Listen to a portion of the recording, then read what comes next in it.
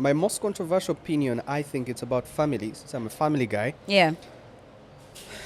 that everything at home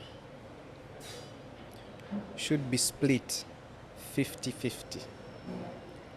Say that again. You're surrounded by like all these, guys with guns and whatever. You're not going to argue. You're not in a debate. Just go and calm down. Wait your turn. In my senior 4, I joined the band. Canary.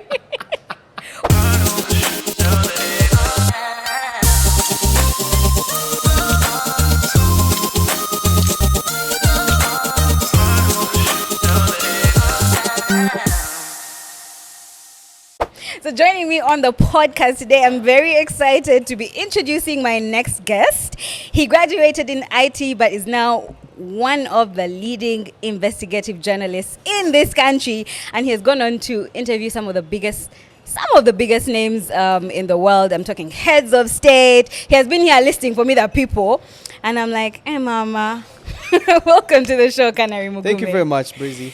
Yeah. Thank you. It's such a pleasure to have you here. Thank you for having me. Let's first talk about... I'm such a big fan of the show. Okay, thank you. I'll take my A compliment. few episodes, but I'm such a big fan. Yeah. And I'm glad to have you as a guest. Thank you. Because first of all, let's start from how you graduated in IT. I'm pretty sure there's a lot of people who don't know that about you. Yeah. And fun fact is I also had my little stint with IT at uni. Yeah. But it didn't quite work out. I dropped out in second year. Moving on. You did IT? Yeah, I did IT. It was, I would call it like a beautiful mistake. Yeah. Here's what happened. I applied at Makerere for journalism or mass communication. I don't know what the course is. I can't remember. And then I didn't have the points for it. Yeah. Same WhatsApp group. Yeah. But even if I had the points for it, I could not afford the course. I had no money. Anyway, so I move on, hustle, we could on the street, what. So I land on a scholarship. Yeah. So I was given a scholarship for IT, business, for a project I was working on for young people, IT, business, law, and a master's in business, an MBA. I didn't want anything to do with all these courses. All I wanted was to do communication. But at the International University of East Africa, here in Kansanga, they said these are the courses available. We don't offer journalism. I said... They weren't offering journalism? Yeah, they weren't offering journalism. Okay. They still don't. I said, if I'm looking for a job and they ask for the minimum qualification, it will be a bachelor's degree. So I wanted everything just to have a bachelor's degree. Yeah. So I said, let me just take on IT. It's closest to journalism. Yeah. Yeah. And off air, you said you actually did an internship at NBS. Yeah. So what happens is, I'm done with my first year. I'm going into my second year. And NBS offers me a job because I was at Channel 44 at Rubaga Miracle Center. So NBS offers me a job, says come and train. We see, we think you can make a good journalist. And then 2.5 years into the course, it's internship time, but I'm working already at NBS, right? Yeah. So I couldn't do internship elsewhere. So you had to do internship in NBS. So I had to do internship for IT. NBS. Yes. You were in the IT department. I was in the IT department fixing people's laptops, internet. And then going to do some reporting. And then in the evening, go and do some reporting. So in the morning, you'd find me in an overall because I was fixing internet and laying cables for the floor we had upgraded, gone and everything. And then in the afternoon, you'd find me in a suit. Okay, the hustle was real. Anyway. But you made it. Congratulations. Thank you. We are clapping for you. Thank you. So if you hadn't been a journalist, what do you think you would have ended up doing? I think I would have been a journalist. I like that answer. No, so I'm one of like those kids who like grew up and never fancied being a teacher, lawyer, policeman. If I did, I would have taken over the scholarship of law, bachelor's degree in laws, when they offered me the scholarships. I've never fancied being one. Do you know what I wanted to be? Yeah. A pilot. Can you believe that? Kids wanted to be pilots who are cool kids. But the thing is, I still am a cool kid. Can't you see? You're a cool kid because but the thing is, how would I even know that a profession as a pilot exists? No, my dad was into like aero things. He was a flight engineer. And I just thought it was so cool. So I was like, even me, I want to be a pilot. Like I would see him. Anyway, let's move on. Canary, you're in the media, and the media is usually known to have some controversial things going on. Yeah. What's your hottest take or your most controversial opinion? My most controversial opinion? Yeah. My most controversial opinion, I think it's about families. Since I'm a family guy. Yeah. That everything at home should be split 50-50. Say that again? If it's about the bills, Yeah. it should be split 50-50. Is it? Yeah. Why is that? I don't know. So I discovered recently that I think women like have a feeling that, and never mind, you know, I respect women. Mm-hmm. I always tell people I'm a feminist because like I always want to make sure that women are in the most comfortable places because they do things we cannot do and we will never do as men, right? So, you know, the giving birth and taking care of the children and paid care and everything. So I always think that, you know, they're incredible. But because they know this, Yeah. I think they cannot find a way to equate like the role of a man in a family, right? Mm-hmm. Say, okay, you know, I gave birth, I take care of the child, you know, I was away from work, fine. But you have no idea what the man is going through. Do you know what? But yeah. here's my other opinion on that. That when it comes to taking care of a woman, nothing should ever be compromised. Yeah. Canary, this is heavy. This is very heavy. I usually don't want to have an opinion on people's hot takes because that's your opinion, you know? But 50-50, really? Yeah, 50-50. But you see what I just said? Yeah. That if it comes to taking care of a woman, Yeah. you know, she needs her hair done, she needs her nails done, she needs anything. Yeah. She doesn't even need to ask. Yeah. You should know. Like for me, I have a standing order on my bank account that when my salary lands, there's a percentage There's some that goes to her. my wife. So it's not so 50-50, is it now? But you see, when you put the 50-50, Yeah. when I go to a restaurant and we're going to have dinner, whatever, but when it comes to like running the household. yeah, like right, it should be 50-50. Do you feel like women? Do you feel like majority of the men you know get paid more than the women they're with? Yeah. Yeah. So then how can we now go 50-50? You know why? Mm-hmm. Because we should never ever pretend like the money we leave at home to take care of the house is enough. It's not enough. It's never. Yeah. Right? So when my wife was, you know, pregnant, I took care of the house shopping. What? Women shield us from a lot. Yes. So if they do shield us from a lot and put in a lot of money to make sure that the gaps are filled, why should we pretend? Let's make it 50-50. Yeah. Okay. If you put it like that, like what she's doing, like away from what you know about, is a lot, but it's not anyway 50-50. Let's move. Because I feel like this conversation could go on forever. But let's move on. So you've interviewed some heads of state, some really big people, some really big names. Do you feel intimidated when you're doing these interviews? No, not really. Yeah. Once I interviewed the president of Uganda, the rest was.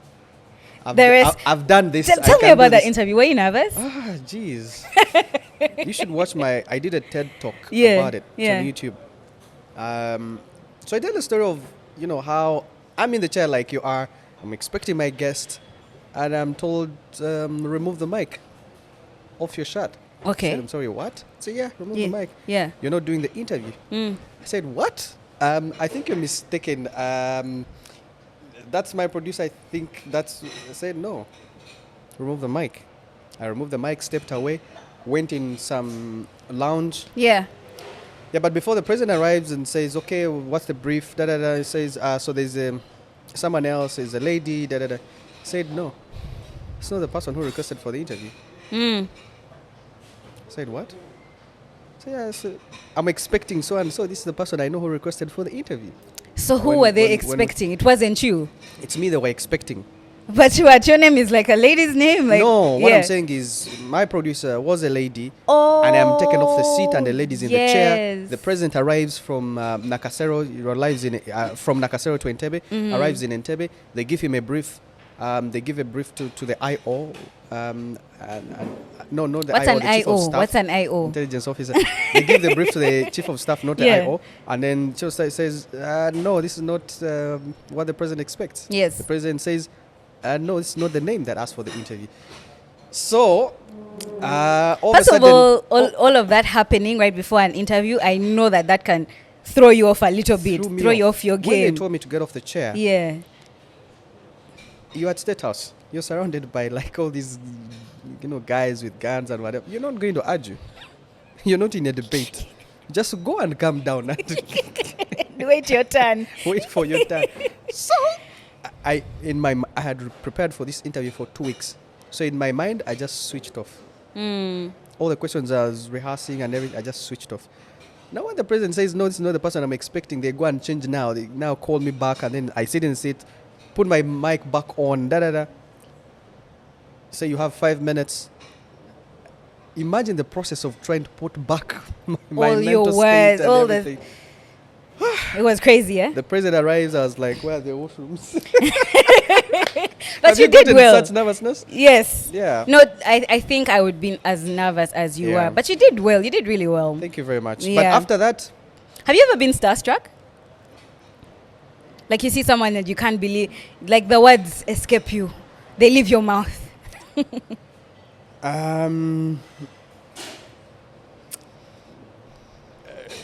in my earlier life, Yeah. I was a young kid. I loved hip hop. And this is GNL's first concert in Imbara. Okay. So I go to these grounds, blah, blah. I remember very well it was Ajip Motel. I had some grounds and I meet GNL. They're like when they meet you on the street, they're like, hi, Breezy, you know what up?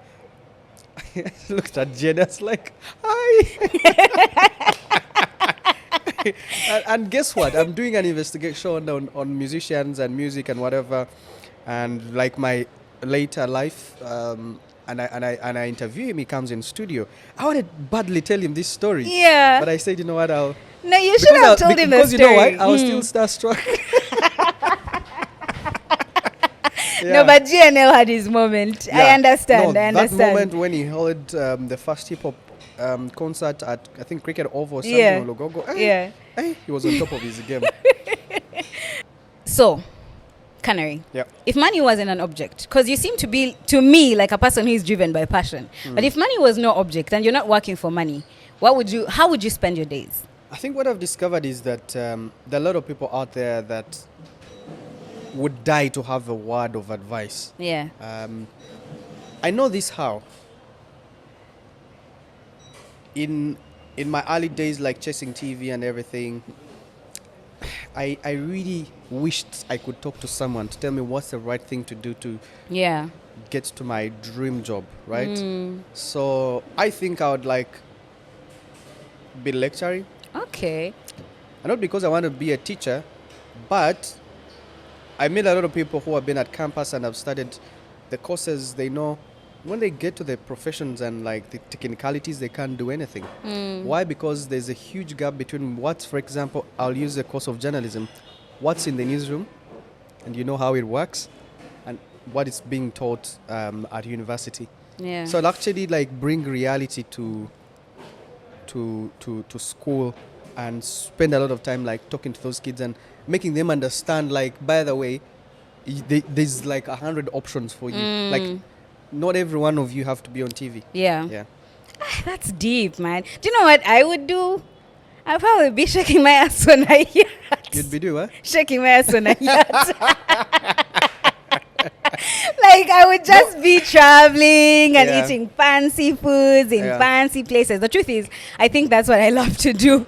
I'm Yeah. just grounded No, by no. finances. No, I love to travel. Yeah. I'm not sure about shaking my on a yacht, but I love to travel. I love water. But you see, there's nothing more satisfying. I Yeah. don't want to sound like a motivation speaker. No, but no, I get what there's you're nothing more saying. satisfying knowing that you contributed a break to someone's career. Yeah, then just having purpose in life. Yeah. I think that makes a lot of sense. That is very expected. Anyway, so let's say you won the lottery tomorrow. What's the first thing you're buying? Property. Property. There's one non-depreciating asset. It's property. That's also another brilliant answer. What's up with you? Did Because you revise these answers No, before you because came? I don't like fancy car. I'm not like a car person. You know, as long as I have a comfortable car and whatever, that's okay. I really don't care the brands and whatever. You didn't buy a yacht or a jet For what? for living life.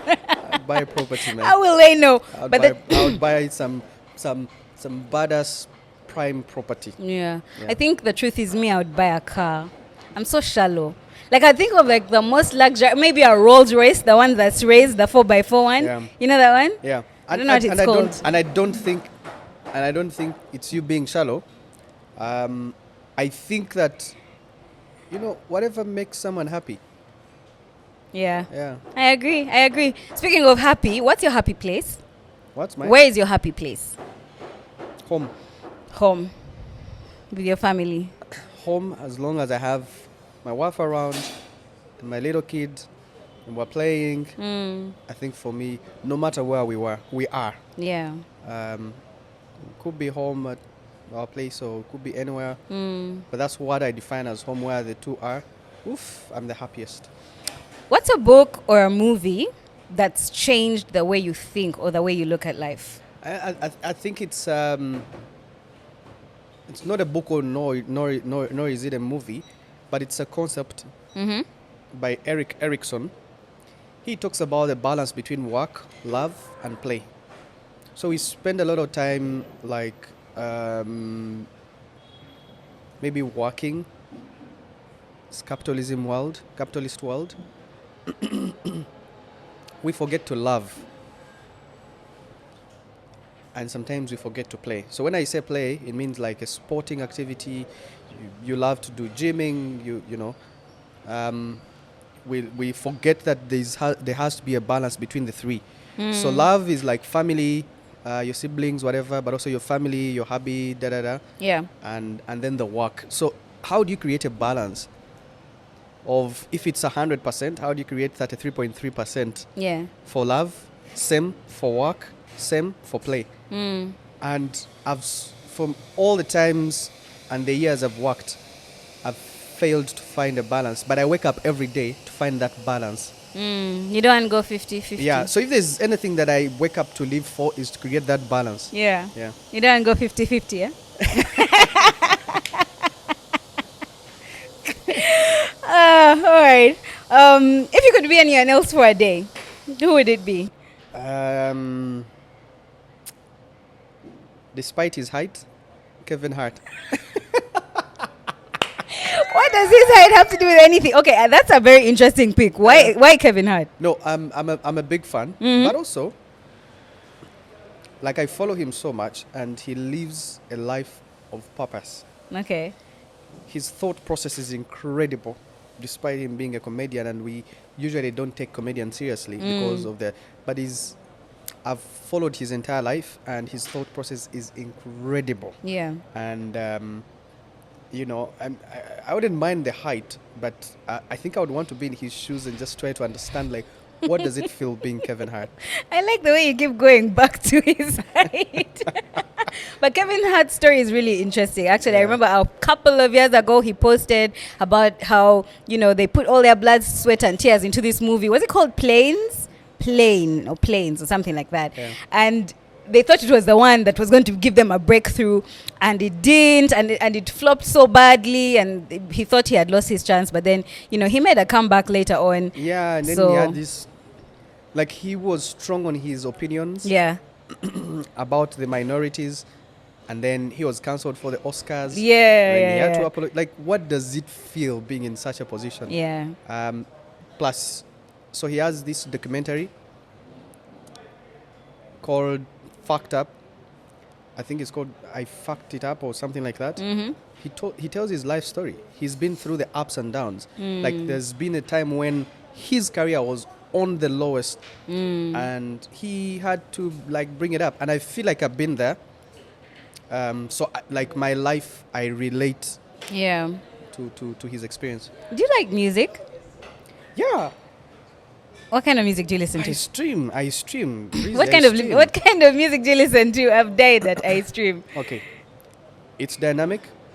Any kind over of time. yeah. But I listen to a lot of hip hop music. Okay. But also, man, the wave of the piano. Amapiano is taking you. So let me ask, hip hop, Amapiano. If you could learn how to play an instrument, what instrument would it be? That's interesting. Never thought about it actually. But in my senior 4, I joined the band. Canary. What have you not done in this life? Senior 4, I joined the band, and guess what? I was the guitarist. Is it? Yeah. And you know how to play the guitar? Yes. Are you serious? Okay, I forgot. I forgot, but I would love to learn to play it again. Do you think that you can actually forget completely? I think if someone handed you a guitar right now, you would be rusty, but I don't think you completely forgot. I'm rusty Yeah. because I forgot the notes. Yeah. So the notes is as you play, how you change the fingers and how the chords come out, and yeah, it's been ages, but also I was not like that passionate about. I don't know what I was even thinking. Okay. Yeah. That's but I would love to interesting. play the guitar again. The guitar again. Yeah. Plus, I when listen I to was soul thinking music. So. when I was thinking about instruments that I would like to play, I always wanted the guitar because I feel like it can survive on its own. You know, usually like if someone is singing and they have a guitar, they can be good. Yeah. Whereas others usually need to be complemented by another instrument. Yeah. But then I heard about, what it does to your fingers, and I was like, yeah. I'm not willing to go through that. So for me, what I would do, and this is proof that I actually played a guitar once, would get the plastic things, and instead of playing the guitar with your fingers, you just get the plastic thing and then keep. But even here, it's a lot of force. You said you listen to hip hop. Yeah. What's a gangster rap code that you live by? Like a code. What's that? From hip hop that you live by. So hip hop has a number of codes that the people who listen to hip hop kind of live by. Yeah. So there's a song. It's by Jay-Z. It's called New York, and he says, "If I made it here, I can make it anywhere." Yeah. And for me, like from the first time I listened to that song, and every step I take, I said, "Wait, if I made it here, I can make it anywhere." Yeah. Do you know what mine is? Do you know in Biggie's small song, 10 Commandments? I don't know if I can say that other word on this show, but You've said he was like, I have said was 10 crack commandments. Yeah. He says, never let them know your next move. Yeah. Just move in silence Yeah. and violence. Not violence, but move in silence. Yeah. And I live by that code because I'm like, if they don't know what you're up to, they don't know how to plot against you. What's the worst advice you've ever gotten? Worst. That everything will be all right. Okay, that doesn't seem like bad advice. It is because you see, it takes effort for you to make things all right. Yeah. This thing of let's give things time, what, everything will be all right. What do you mean? Yeah. Tell me what to do. Yeah. Don't worry, everything will be all right. Like basically the problem won't fix itself. Yeah. Like there's a lot of effort needed from me or whoever the victim is for you to fix things, and no matter what it is, you need maybe 80% of the effort coming from you. You don't tell me everything will be all right. This is not science. Yeah. The truth is, I think sometimes people say that because we don't know what else to say to you. You've come, you've vented. I'm like, Canary, you messed up. So when I but choose, I don't when I choose, like when I as choose your to stay friend. away from people, then don't give me the advice. What's yours? The worst advice I've ever gotten? Be yourself. Especially when it was coming to things to do with like going on air, people would be like, just be yourself. But I guess you need to be the best version of yourself. You need to work on yourself. You need to be more entertaining. You need to work on your delivery. I can't just post up here and be like, okay, we are here. this is where we are, Yeah. you know, that sort of Yeah. thing. So Yeah. you have to like Create work on perception. Yeah, you have to work, yeah, be like your work on best yourself, self. yeah. What's your red flag? I'm obsessive. Yeah. When I love, I love. You're possessive. Yeah. No, not possessive. I Yeah. said I'm obsessive. Okay. When I want something, I want it. When I like something, I like it. It doesn't matter how much money is on my bank account. Like, I'll get it. Yeah. I'll then say, you know, you could have gone for this as opposed to this, and when I want it. Yeah, you don't tell me nothing. Like you're not going to settle for anything else. Yes. You want what you want. I want what I want. I usually want to listen to people's opinions, but you see, maybe my liking for this person or this thing has gone through like processes. Like, it's not like random in my head. So if I want it, I want it. If it's bad for me, I'll find out. Don't tell me otherwise. Yeah. Okay. It sounds like most men, in my opinion. So all of you are just one moving red flag. Moving on. Complete this statement correctly. In your case, what's the best perk of being a celebrity? Because you are a celebrity. People know you. You walk into a place. People are like, Canary Mugume, oh my God. What's the best perk of being a celebrity? Celebrity privilege. I like that you're not even like humble about it. Go on. Let's hear more about celebrity privilege. Because you don't demand for it. Yeah. It's just natural. Yeah. You walk into a place, people treat you in a kind of way. I remember walking into a restaurant and there's like reservations everywhere for Valentine's. I'm like, but it's me. no. I'm I Canary don't- No, Mugume. that's why I'm saying I don't demand for it. You don't even demand. They were I like, said, no. But you mean you can't? So the waitress looked at me and said, wait, are you Canary Mugume? I said, yeah. She said, okay, no, come. I said, oh, okay. So there was space. You just didn't want to. No, or someone's Valentine's was ruined maybe. by you. Maybe.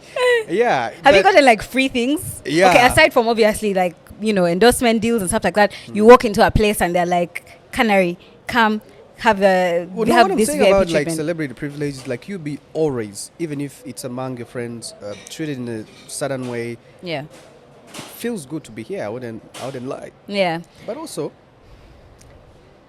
I think you're like on like top list when it comes to the gig economy. Yeah. Okay, that's nice. Like the gigs always come to you. Yeah. But then I'm sure you've had It's a good thing. I'm sure you've had weird encounters with your fans, right? What's the Yeah. weirdest encounter with a fan that you've had? I'm entering. You remember Illusion? Yes. So I'm entering Illusion, and I'm with my brothers. We were going to have a good time. And this guy comes from nowhere, just like hugs me so tightly. I'm like, I don't know this person. Okay, it could be a fan, but why you hugging me this Why- tight? Yes, Like, in a club, it's- in the dark. No, I just actually walked through security, so I Okay. hadn't gone up. So I pushed the guy away. Yeah. The guy comes with a lot of force. I don't know whether it was excitement. I don't know whether he was in another mental state. So he comes again. So I punch him. But unfortunately, while the punching was going on, the bouncers had just stand behind to see what was going on. And guess what? It's the punch. It's from you, me. of It's me. course. So Yeah. I looked like the bad person here, right? So the guys asked me, "I'm sorry, but we're not going to allow you in." Yeah. I tried to explain to them, but you see, they didn't see the episodes before the Yeah, punching. yeah, yeah. Because it was uncomfortable. And when you're in this position, you don't know what someone's intentions are. They said, "We're sorry." So I was bounced. Oh no, that's so sad. And you know what the headlines will say? Canary Mugume Fights. fighting, exactly. And yet you were And they just would trying to never know defend the full yourself. story. Yeah. Yeah. But I get it a lot. But from that day, it happens. I was like, "Hey, hi. Okay, it's okay." Hi. Yeah. Yeah. Even if Selfie, someone okay, comes and fine, it's hugs okay. you. I get that a lot. But I feel like still like there needs to be a personal space thing. Not everyone should be hugging you because you just never know, especially in this day and age of viruses and You stuff see, like sometimes that. someone will come to you like, "Oh, hi," and you won't say, "Sorry, no, hi." I'm the queen of that, by the way. Really? I'll just be like, hey, what's up? Remember in COVID how we're greeting like this? Yeah, I'll do like I that. try that a lot, but sometimes you just Can't do it. Yeah. Okay, because you're just a sweet person. Thank you so much. But before I let you go, we're going to do a quick fire session. And you're going to just give me an answer off the top of your head. Don't overthink it. Okay. Yeah.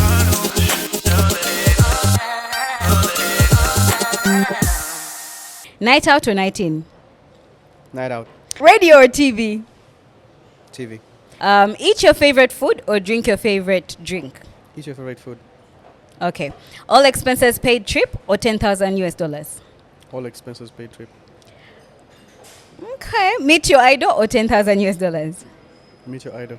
Who is your idol? Who you have sacrificed 10,000 USDs for?